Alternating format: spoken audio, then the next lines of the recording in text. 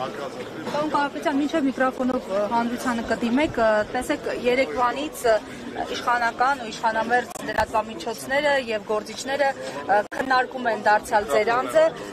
Պարոն Կարապետյան,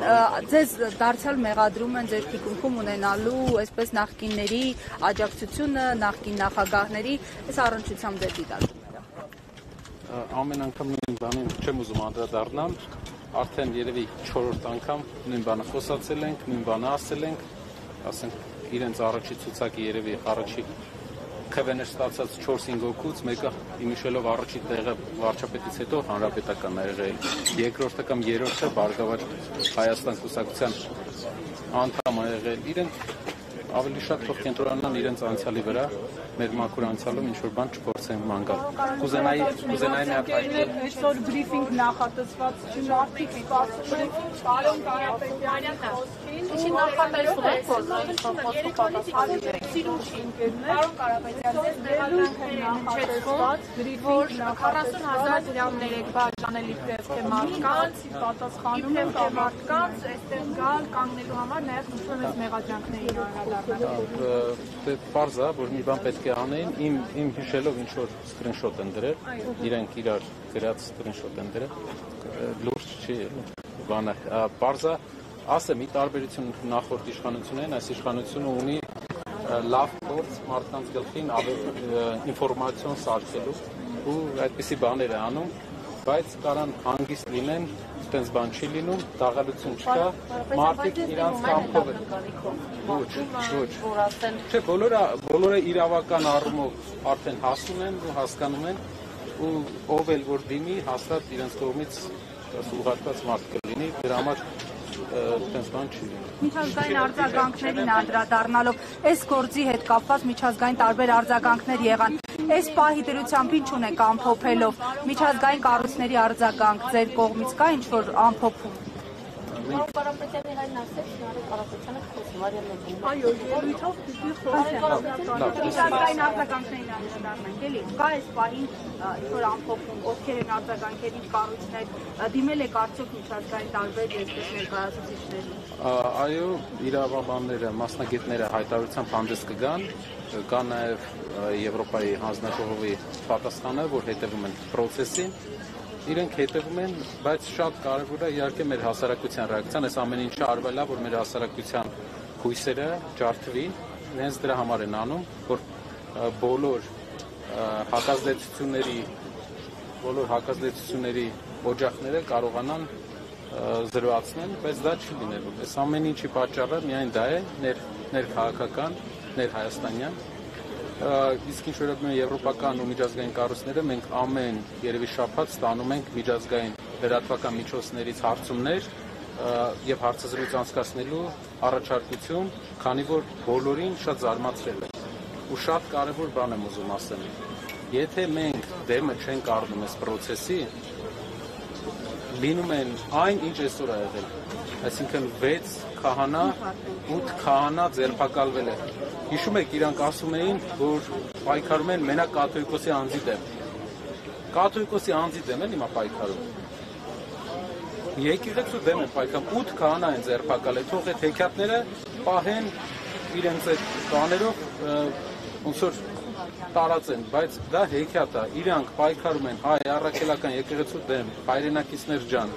այս իրանց հեքիաթներին մի ավատացեք։ 4 օր առաջ էլի Ադրբեջանի հոգևոր առաջնորդը հայտարարություն անում, որ առաքելական եկեղեցին վտանգ է, 4 օր հետո էլի 8 հոգու ձերբակալում են։ Ոնց էլ մենք այդ մեսիջը ձեզ տանք, ձեզ մոլորեցնում են։ Ադրբեջանը հրանգավորում է այստեղի իշխանություններին ինչ անեն, պարոն Կարապետյան։ Գիտեք, կա դեդուկցիա եմ ես հետ գնում, այսինքն կա փաստ եւ այդ փաստից նախորդած ամեն Ադրբեջանի հոգևոր առաջնորդի հայտարարությունից մի քանի օր հետո տեղի ունենում այսպիսի մի դեպք։ Այս մարդիկ ոչ հոգևոր հովիվին են մեր եկեղեցու թիրախավորել են Հայաստանի ամենամեծ ռեպուտացիա, ամենամեծ վարկանիշ ունեցող կառույցին, հայ ժողովրդի համար, միավորող ուժին, սփյուռքետ միավորող ուժին, որպեսզի հնարավորության դեպքում կարողանան հակազդեն հայկական պահանջատիրությանը ցեղասպանության ուղղությամբ։ Այսինքն, որպեսզի ցեղասպանության հետ կապված մեր ազգի բոլոր պահանջները, ճանաչման հետ կապված բոլոր պահանջները հնարավոր լինի ինչ որ ձև Հայաստանում արդեն չեզոքացնել։ Այս ամեն ինչ 8 քահանա, ես զարմանում եմ ինչ դեգրադացիա գնում իրանց մոտ։ Հանրային քաղաքական շրջանակները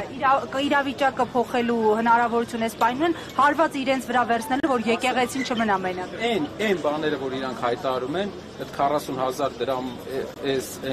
իրանք վախենում են այն ազդեցությունից, այն տպավորությունից, որ ստացել են։ 3 մի քանի հազար մարդ 12 ժամ, 10 ժամ ստեղ սպասել է։ Դա իրանց ցույց է, որ չեն հոգնում գնում։ Մեծ մասը չի հոգնում գնում, այսինքն բոլորը հետևողական մնում են։ Թող իրենց հույս չտան։ Որ իրենց գործընթացից բնորոշ է, արդեն երեկոյանից հետո ինչ-որ հետապնդումներ, չգիտեմ, եղել են այստեղ մասնակիցների նկատմամբ ինչ-որ բաներ։ Հետապնդումները դա կարճաժամկետ խնդիրներ են, էդի ուղղակի ունի նպատակ մարդկանց ինչ-որ մտքեր առաջացնելու մարդկանց մեջ, բայց այս խնդիր ինձ թվում է ով որ գալիս է ինքը արդեն գիտի,